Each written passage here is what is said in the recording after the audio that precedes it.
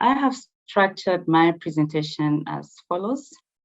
I'll share a small motivation and background, and then I'll give a problem statement,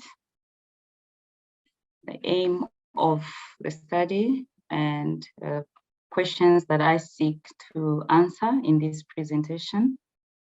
I also give a significance of the study, and I'll proceed to give a conceptualization of timbre from literature in Africa, and of course, some methodological considerations. I'll then give results and discussion, and finally, some thoughts on timbre arising from my study. So in the past few years, I have ventured in studies that speak to intersections of music and gender, specifically in the music, in the marriage ceremony music. And what I realized is that music is a great part of the teachings that take place as young women are entering into marriage. And my focus has taken a feminist stance to see, or rather to investigate, some of the subtleties in that music that sort of promote gender inequalities and disempowerment. As you may be aware, there's gender inequality is a big deal here in Africa, and being a participant of this culture, I took interest to bring out some of the feminist issues in the music of the marriage ceremonies. So, in setting the background to this presentation,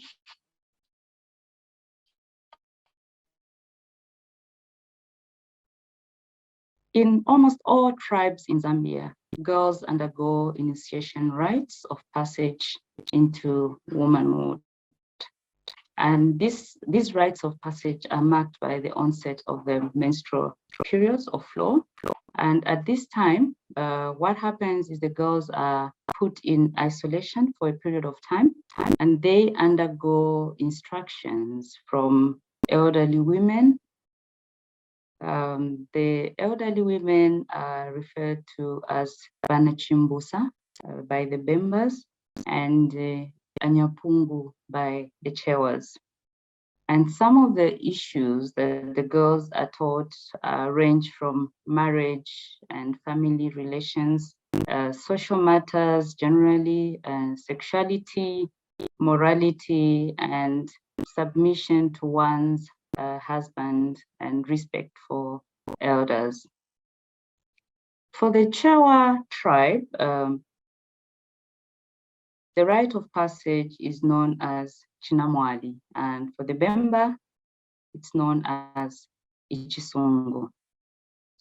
So after the girls have been in isolation for a while, and times have changed. In the past, it would range between 2 to 3 months, but because of the government intervention to ensure that girls attend school, this period ranges is varied across tribes.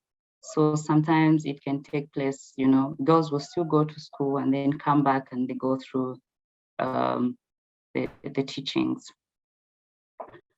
The rites of passage are delivered mainly through song, dance, and for the Bembas, there are several clay emblems that are symbolic of life issues that are part and parcel of the teachings.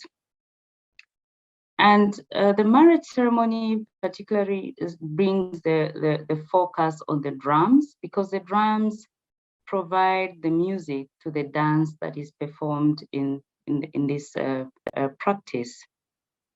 According to a study in one item called Ceremonies, it is quoted that the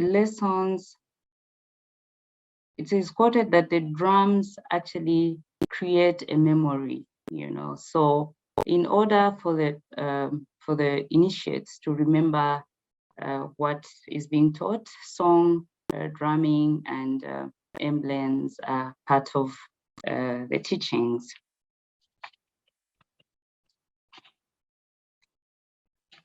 So as studies have alluded to, enculturation and socialization are very explicit in the African indigenous modes of education, and the participation in the rites of passage is one way of socialization.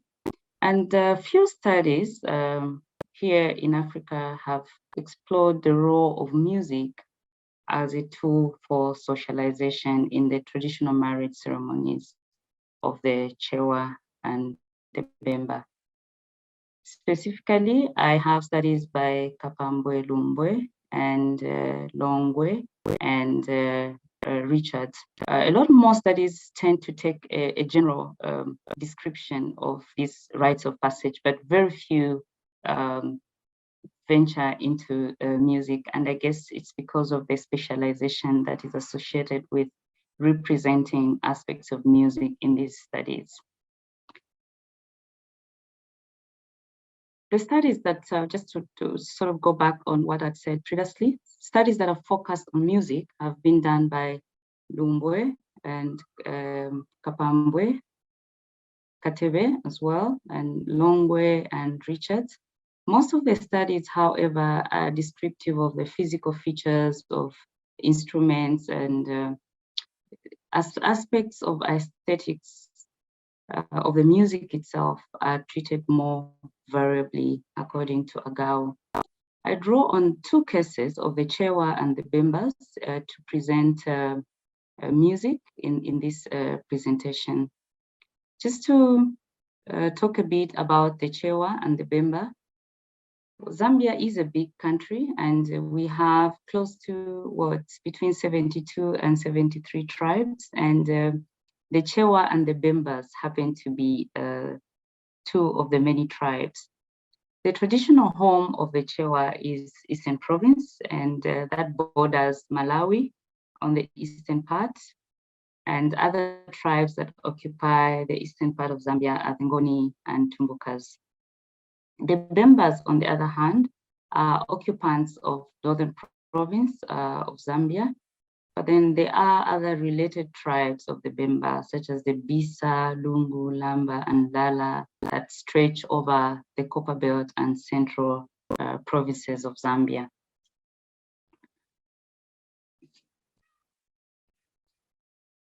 So in my presentation, I'm alive to the fact that the rites of passage have undergone changes, and in as much as I aimed to present the more traditional forms of it, but what I find as readily, available for sharing are more of the modern versions of the rites of passage.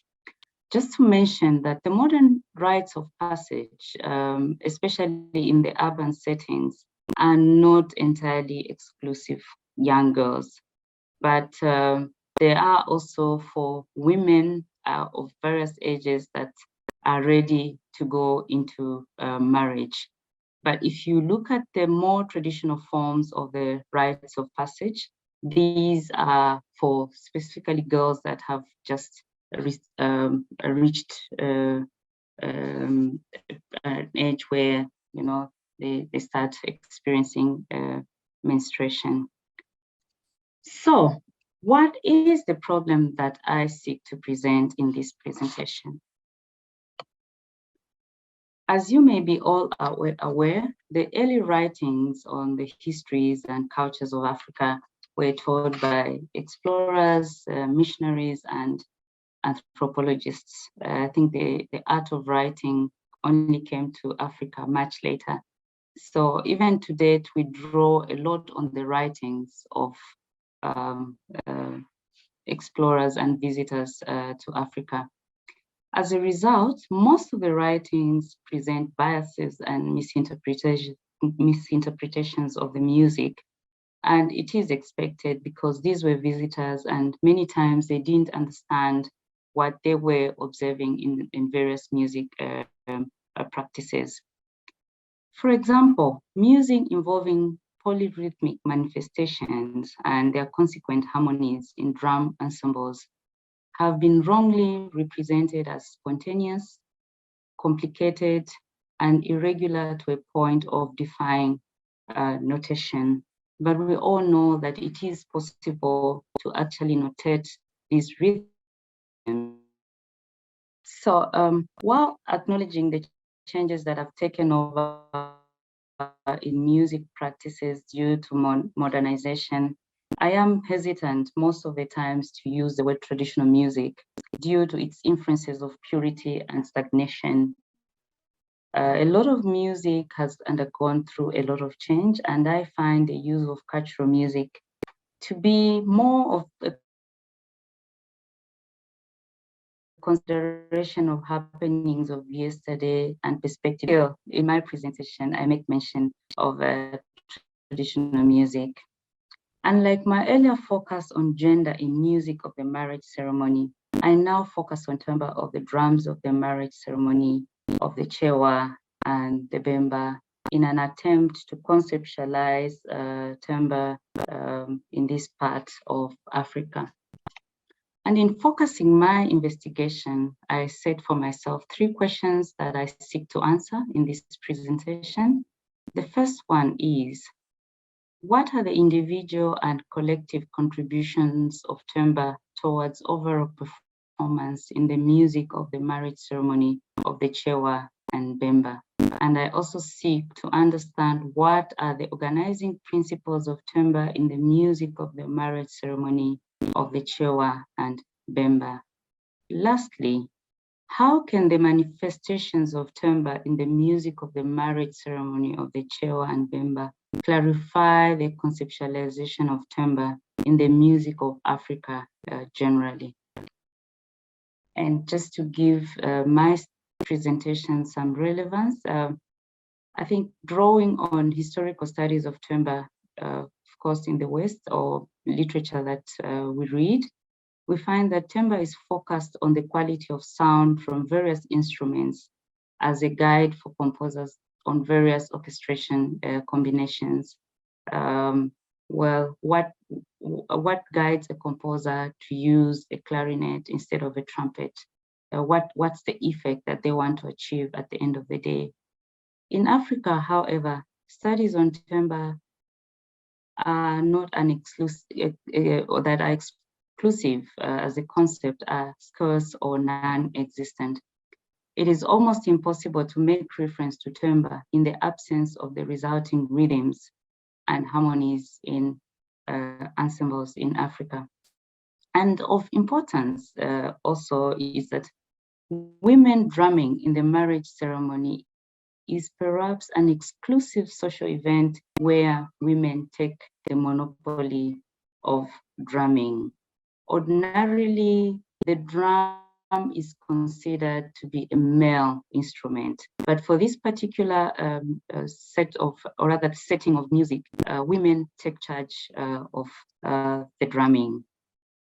And through the drumming in the music of the marriage ceremony, this presentation brings to the fore other understandings that can guide the interpretations and contributions to the discourse on timbre globally. Allow me to now present some conceptualizations of timbre that I gathered around Africa, upon which I base my arguments. I argue that the concept of timbre in Africa presents different understandings that intercept with rhythm and harmony, especially in drum ensembles. And this thought is also supported by Agau and Jones. And because the discourse on rhythm in Africa is very, very wide, I am selective and I restrict my discussion to presenting timbre of drum combinations and how they are layered into polyrhythms and harmonies. I will illustrate the drum lines singly and then present the various layers collectively. Jones supports this approach when presenting African rhythms, because if you listen to various drums playing together, it is very, very easy to assume that the rhythms are very, very complicated, and alluding to my earlier thoughts, that it's not possible to notate them. But by presenting the lines, the various lines of the rhythms singly, then it is possible to understand how the various parts fit into the whole. Agau postulates that scholarship into instruments as sources of sound has fallen into three major categorizations. One is that of arts pedagogy and how and by whom the instrument is learned or played. Also, the social functions of the occasions in which the instrument is played. And lastly, the symbolic aspects of community artistic conventions or spiritual beliefs that are embodied in the physical design of instruments. I, however, depart from this categorization and seek to present timbre in its relation to the resulting rhythms and harmonies. So to put that in a diagram,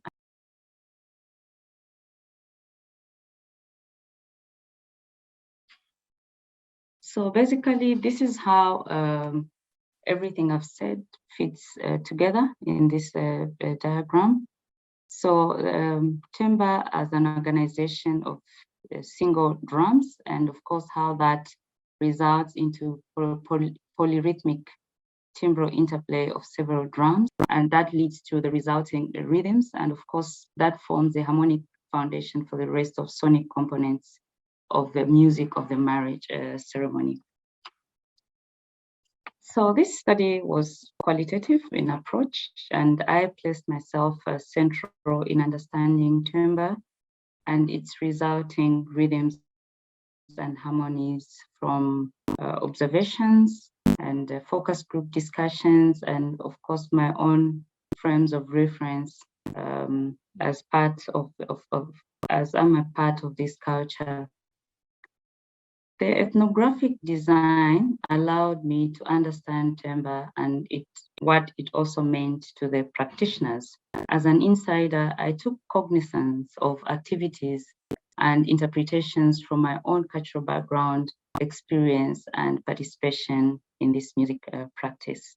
This affirmed the interpretive belief that reality and the construction of knowledge is indeed a process of self-conscious action, dialogue, and immersion in the world of research subjects. So apart from just being an insider, I also participate and have conversations with custodians of these practices. So the location of this study is right in the capital city of Lusaka, and specifically a place called Matero. And usually these practices take place as and when there's need. And for my study, I involved 10 women instructors of the rite of passage, and their roles ranged from being drummers, singers, and those that were part of the audience and did the clapping. So in the modern setting, what has happened is that there are associations that are formed of women of various traditions, and usually they're approached by people who need to undergo the teachings, and they're hired. So it is a business in the sense that you pay and then you go through the rite of passage. And as I mentioned, the settings of the marriage ceremonies differ in the urban setting and in the traditional sense, like maybe in the outskirts, in the rural areas.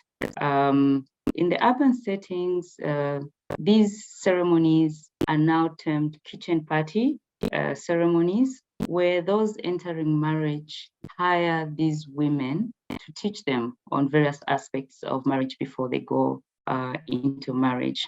So I gained access to sessions of the marriage ceremony teachings through a gatekeeper who happened to be a lead drummer of the ensemble that I was involved in.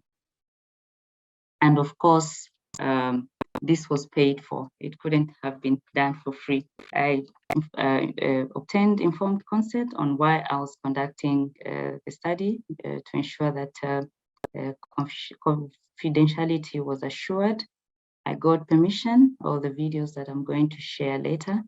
And these were just for demonstration. And of course, they aided in the analysis, the findings, or rather results. And I would do so by also highlighting some literature backing to what I found.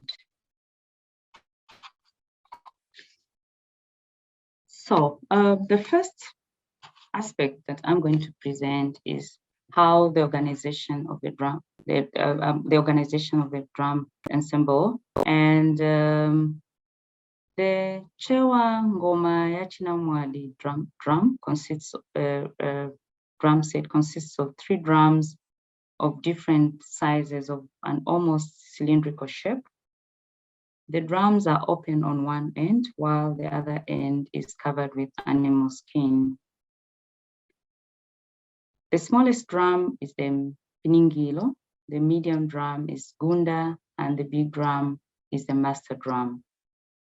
And the master drum also it was referred to as tate or ngoma ikulu.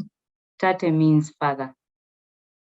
For the Bemba, in the ngoma ya Chisungu, which is the name of the rite of passage, the drum ensemble consists of 3 single-headed drums of different sizes, and the smallest drum is the akapitiko or ichpitiko.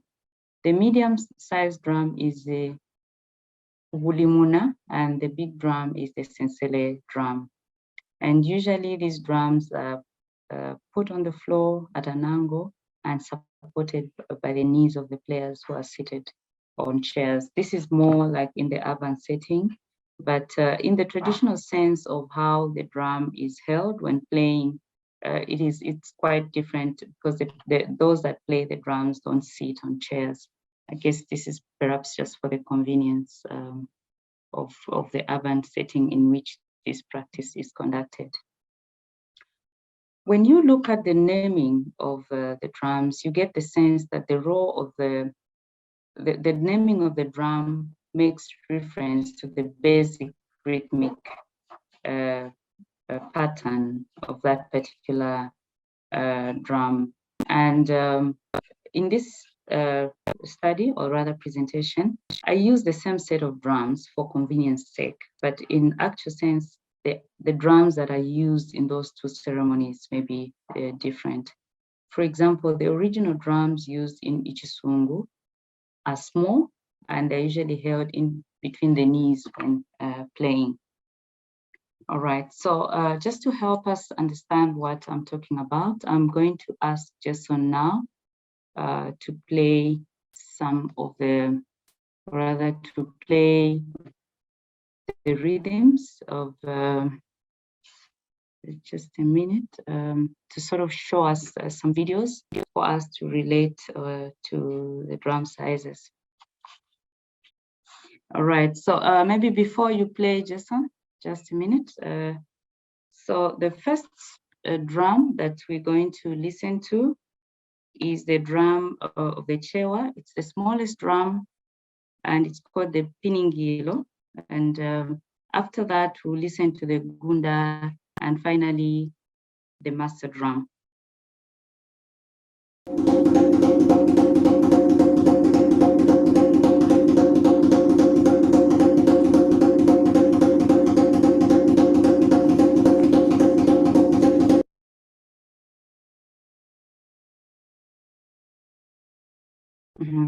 All right, so that's the smallest drum of the ngoma ya Chinamwali of the Chewa. And then we'll listen to the next drum, which is the medium-sized drum.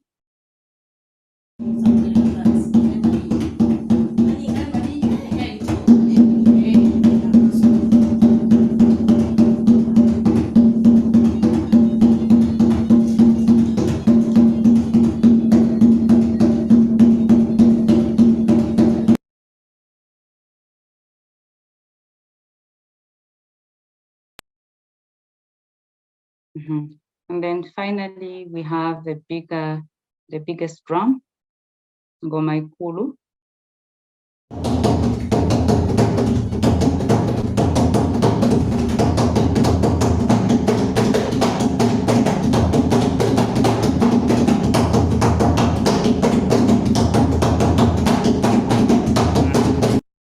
So those are the single lines of each particular drum. I think let me discuss how they are pitched and how they're tuned, and then we could listen now to the whole set. Those three women, one of them is a lead drummer. And for the Chewa, she plays the master, and for the Bemba, she plays the sensele. The lead drummer sort of plays rhythms that are complex compared to the other two drums, and the other two drums sort of just repeat each other's rhythms. The lead drummer also plays a leading role in guiding the pitch, the tuning, and provides signals, especially when it's time to end, in cases where there's dancing. And the rest of the drummers rely heavily on the lead for cues on when to start, when to stop, and when to do, move to the next aspect. Agao conceptualizes the lead drummer's art as telling stories using various drum patterns. And among the three drummers, the lead drummer is allowed to improvise and to also play new patterns as long as they fit into the whole ensemble. Now, when you look at the patterns or the drumming, one would think that one would fail to understand what happens, who guides what, and how do they remember what to do and when to come in. But you will realize that the lead drummer sort of has a command on the learned procedure and memory of what each member should play. And I'm going to demonstrate a small video shortly of how the lead drummer actually stops one of the drummers and just guides them on what to do. So before we go to the videos, I want to share the pitching. Yeah, so the Piningilo has the highest pitch, followed by the Gunda and then the master drum. There seems to be an idea of what pitch was expected, like in this particular case.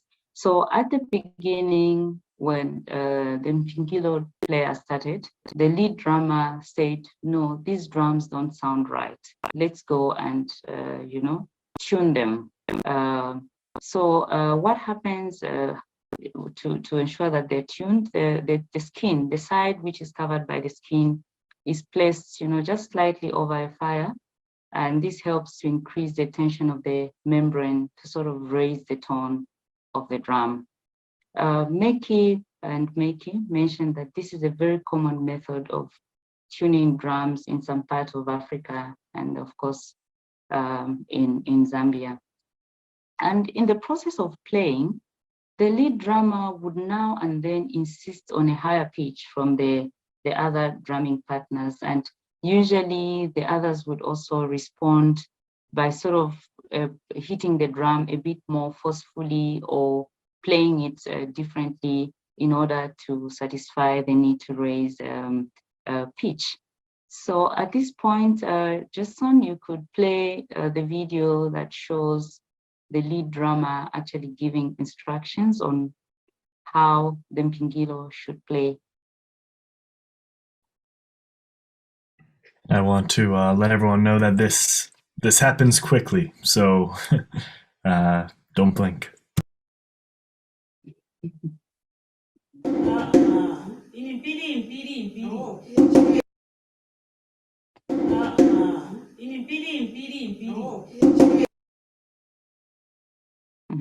All right, so here's the lead drummer asking the Piningilo drummer and sort of demonstrating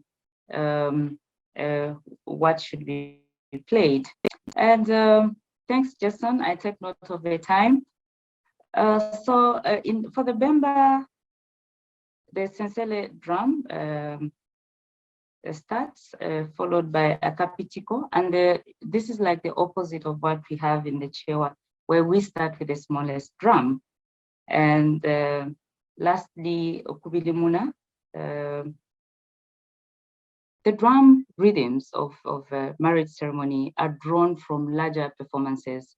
For instance, the Ingoma ya Chisungu has rhythmic patterns of the Mfunkutu, which is a larger practice in the teachings of the marriage ceremony, specifically for teaching sexual moves. And this kind of Mfunkutu would fit into the category of Ingoma Shavana Mayo, referring to particular performances of women. And the drum rhythms of the Chewa have a lot of influences from the Nyao masquerades. Actually, at the time of the rites of passage and the girls are being presented to the public, the masquerades grace the initiation ceremony. So sometimes there are arguments on when you listen to the music or the rhythms of the marriage ceremony, they don't quietly fit in, but they do have aspects of major styles where they draw from. But I'll have all the three drums of the Chewa playing together, and we'll proceed to the video of the dance. Then after that, we'll go to the Bemba, all the three drums playing together, and of course, the dance part of it as well. Thank you.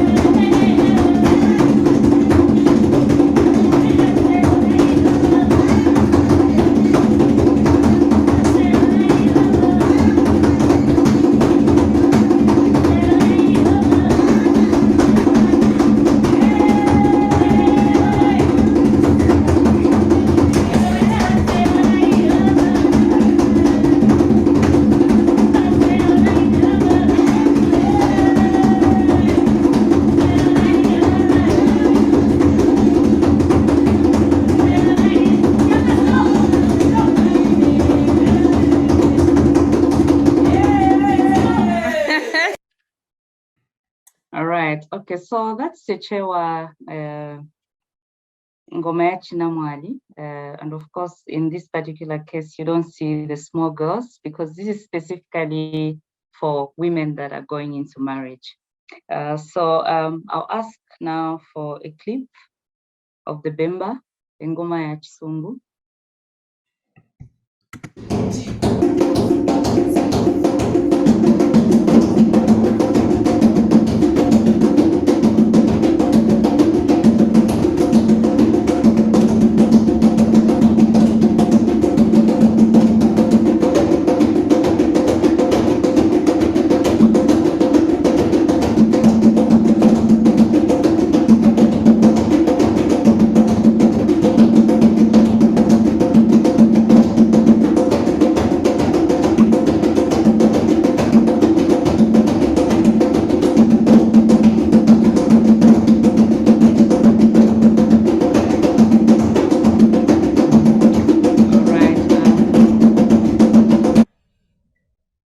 So one aspect that I wish to draw your attention to in the discussion of timbre, as drums being the main source of sound production, is the resulting polyrhythms. As you could hear, So all the three rhythms essentially play single lines, and these single lines manifest as, polyrhythms, polyrhythmic textures, which, yeah, they are assembled one by one, but of course they are layered to come up with the rhythms of the whole ensemble. So the rhythm usually is of contrasting rhythms, but then in as much as they're contrasting, what happens is that they're very well coordinated. You don't find specific rhythmic patterns of the individual lines colliding. And in as much as sometimes we think that repetition, there's a lot of repetition, especially of the two dramas, apart from the master drama. The master drama is the one that sort of improvises and brings in new rhythms, but the other dramas would repeat. And the repetition is actually done with the essence of maintaining order, because if everyone was doing something new or something different at any point, then that would create a collision. So in polyrhythm, you find that other drums play the same rhythm over and over again. So the other aspect that I wish to, which results from the drums, is something that might sound foreign, but it is harmony. And this harmony is not in the sense of tonal harmony as it might be presented in the cases of Western studies on harmonies. But according to Bresfold, African drumming is essentially harmony, in the sense that you have usually three drums. And I didn't get to demonstrate, but you find there's a stick that one of the ladies comes to start hitting. So that also adds to the number of lines in the performance. Yeah. All right. One guiding principle that you find in the drumming of the marriage ceremony, and perhaps in other drumming sessions as well, in different settings, is that the drummers seem to subscribe to the idea of multiple main beats, unlike in a performance where the performers would sort of follow one main beat. And the main beat, fortunately, does not collide with the main beats of the other drums.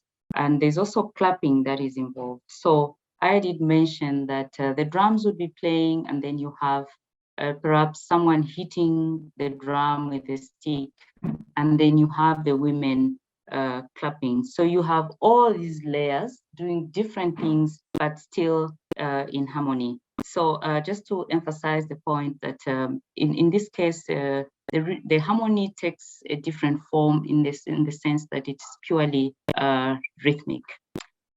So I just wish to present a few thoughts on timbre that I gathered in this music of the marriage ceremony. And one of them is the conceptualization of timbre. So study on timbre almost readily switches to drums and the resulting rhythms and polyrhythms and rhythmic harmonies with other accompanying activities, such as clapping of hands and beating of the drum with sticks. So you do not have a study or the conceptualization of timbre being exclusive.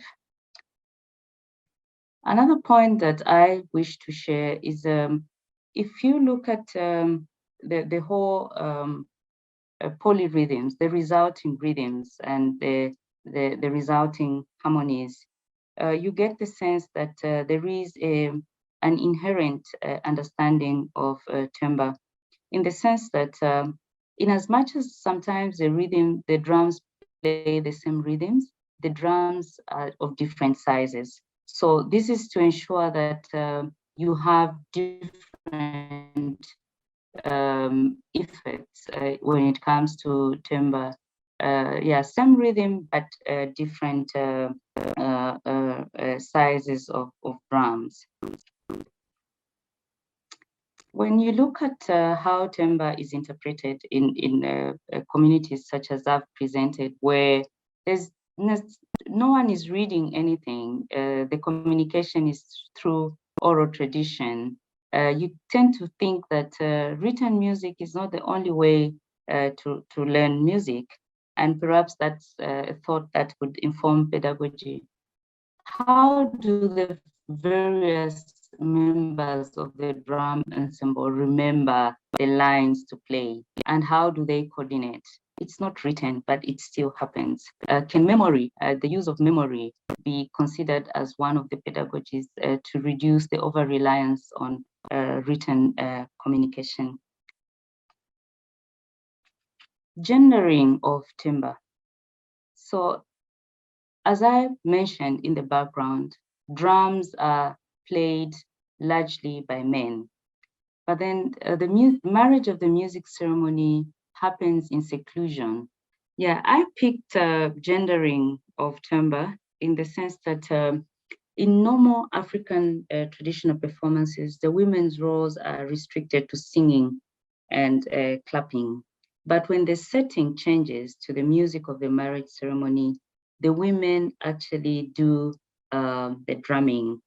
And I got the sense that the use of masculinity, such as calling the master drum as tate or ngoma ikulu, relates to other studies in Africa that present the drum ensemble as a family. So the biggest drum is the father, the medium-sized drum is the mother, and the smallest drum is children, the smaller size of the drums.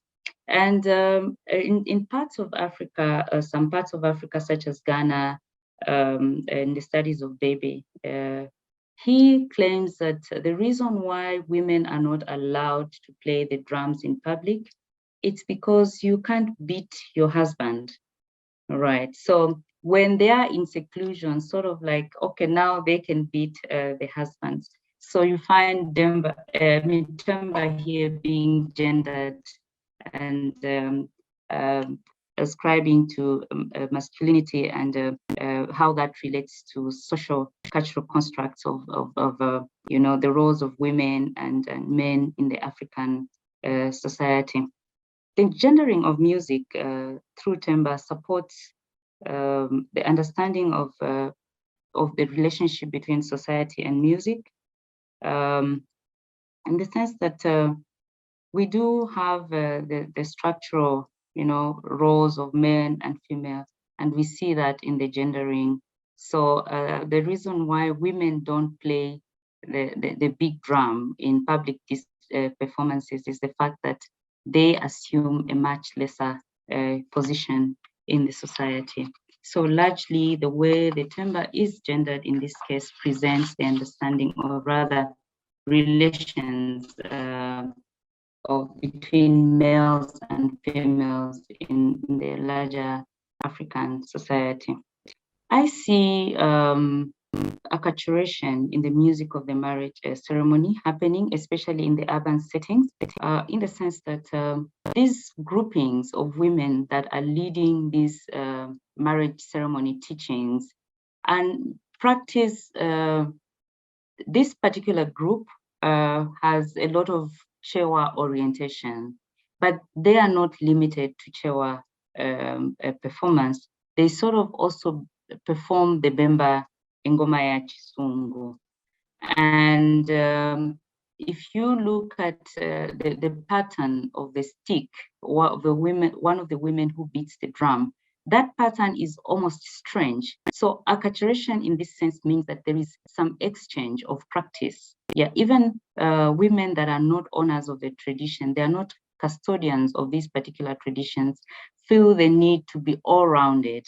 And perhaps it's the need for business, so they get to capture as many clients as possible, depending on their need. And of course, finally, rhythm and dance in the music of the marriage ceremony. So the emphasis on rhythm and of course the need for dance has a particular role in the sense that dance serves a specific role in the marriage itself, in the sense that the woman is encouraged to be a bit more flexible. So you see all this coming together right from the drum rhythms and how it translates into the need for women to dance as a preparation of the acts that they have to play in marriage. All right, so I'll end on those thoughts. I have my references, but I think at this point, those would not be necessary to present. So I'll end here, and thank you so much for listening. Okay, thank you so much, Dr. Kalinde. Zikumkwambili ritumeso twasakwililako chikuma. We now have about 15 or 10 minutes for some Q&A. We ask if you do have a question, please type it into the chat box. Our team of moderators will keep track of questions and pass them along to me to read. We kindly ask that you do not turn on your microphone and just start talking. If any question sparks lively debate or requires a follow-up question or comment, we will then instruct you to turn on your mic and speak up. But we welcome anything. Before any, I'm not seeing any questions yet, so I figured I might as well ask one of my own. Dr. Kalinde, I know that with the Chewa marriage music, that is based heavily off of Gule Wamkulu. To those who don't know, Gule Wamkulu is a drumming that involves the Mbalule drum, which is a drum with a incredibly different timbre than any of the drums in the initiation, the marriage ceremony drumming. So I was wondering if you could comment at all on the different effects that arise from a drum with the timbre of Mbalule leading the ensemble versus just the Ngoma leading the ensemble.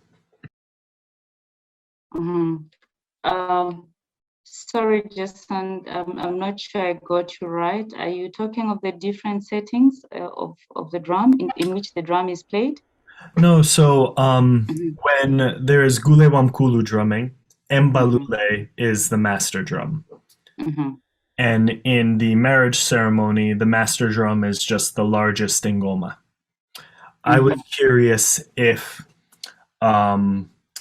because these drums have such different timbres, I was curious if those timbres have different effects on the music or the ceremonies that they are a part of. Yes, I would answer in the affirmative, in the sense that the focus, well, I'm not so, I haven't done much of the Gule Wamkulu music, but I think if you look at the role that the master drum plays in Chinamwali, you get the sense that there's more need for rhythmic energy that would elicit dance. And the role of the dance is not, I mean, the lead drummer doesn't just excite the initiate, but it's also the audience. And in most cases, you find the audience sort of, excited and making signs, making noises to encourage more drumming. And at that point, you find the lead drummer sort of improvising a lot more to sort of meet the expectations of the audience. I'm not sure if I answered your question. Well, that's great for now. And we have 2 more questions. So instead of dwelling on mine, I figured we could move on. So we have a question from Professor Stephen McAdams. He says, I'm interested in the notion of gendering of timbre. Are different drums used by women and men, or are they played differently? Or does the gendering involve something else? And then after that, we have a question by Bryce. All right. So the gendering of timbre relates to the sense that drums are not for women in the traditional sense, but when it comes to the music of the marriage ceremony, which happens in seclusion, the women are allowed to play the drums. The drums, may not necessarily be different from the ones that the men play, but I think the gendering comes in the sense that you play the drums in seclusion as women, but in the public, we the men play the drums.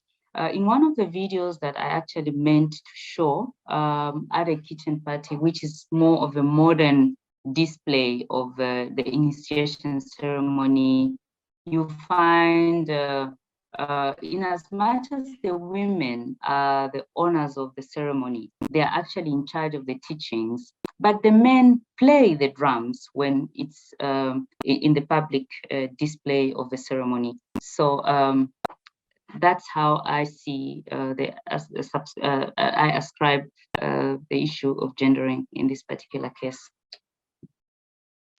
Great, thank you. We have two questions coming up, one from Bryce and then one from Lena. So first, Bryce's question. Is it common for musicians to play for the ceremonies of different tribes and not their own tribes?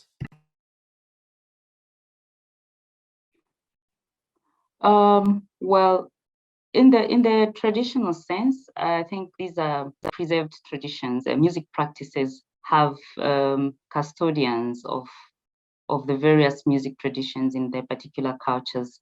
So it is not common, but for the sake of business, as I said, you find women learning through exchange to actually play music of other cultures in order to expound on their clientele. Yeah. I hope that answers your question. Great. And if anyone has a follow-up to a question that's been addressed, just type it into the chat. But before that, we have a message from Lena, and she's mentioning that some aspects of this have already been touched on, so feel free to address the parts that haven't. Lena says, thank you so much for the wonderful introduction to timbre in this drumming practice. I'm also very struck by one of the points you made at the beginning about wanting to use the term cultural music rather than traditional music.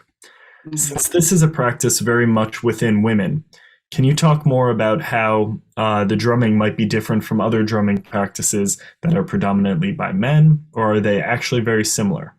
You also mentioned the rhythms being more flexible. How does this affect the overall harmonies, and do you see this as speaking to the gendering of this practice? And finally, how do you foresee changes in this practice with urbanization and societal changes? Can you speak more about how the timbral qualities have changed with modernization? Well, I didn't quite get all the points, but if you need me to go back on some of them, I'll gladly do that. My hesitation to use the term traditional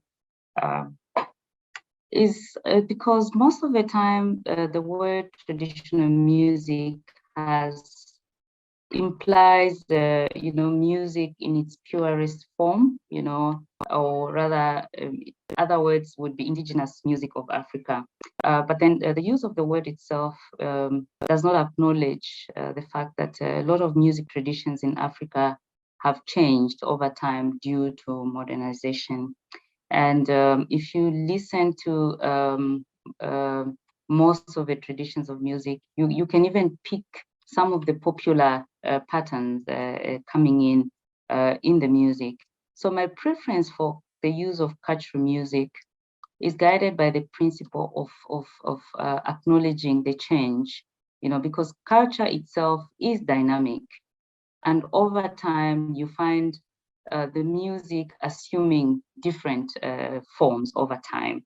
Yeah, so I did pick the issue of gendering, but the last aspect was to do with how I foresee changes in timbre as a result of modernization. Did I get that right, Jason? Yep. Yes, you did. And if you need, I also just sent you the message that Lena gave to me if you want to look at her exact words. All right. So, well, change is something that we're witnessing a lot more in Africa.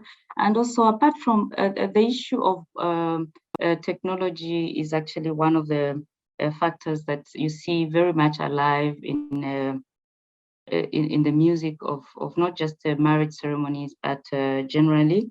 So my view is that we'll continue seeing these changes, but then you do also get the sense that there are things that about music that doesn't change when it comes to the custodians. And you see this in certain instances when actually people revolt and say that does not sound like it. There's always an attempt to keep it in its original form as much as possible, but a lot of times such attempts are overtaken by events, because what happens is those that come will do it differently, and that is expected to continue. Talk more about the drumming. Can you talk more how the drumming might be different from other drumming practices? So how this drumming would be different in the sense that, for instance, the male drumming practices are the larger forms, or rather styles, that would be alive in any tradition. But when you look at the drumming practices of women, I think they serve a particular role. And for the women marriage ceremony, especially, it's to elicit dance. A lot of it has implications on the role of a woman in a marriage. Yeah, so you find the emphasis is more on these polyrhythms, different rhythms that lead to a woman to respond to various ways of dancing.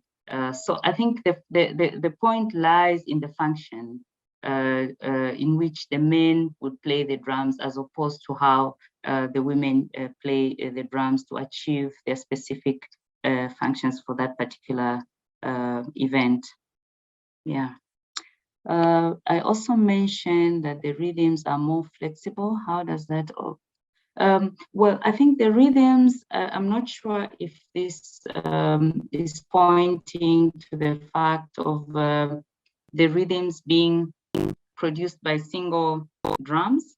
I don't know if that's what it's referring, but I think the rhythms are simple in a sense. They're easy to follow when they are presented individually, as opposed to when they're presented as a whole.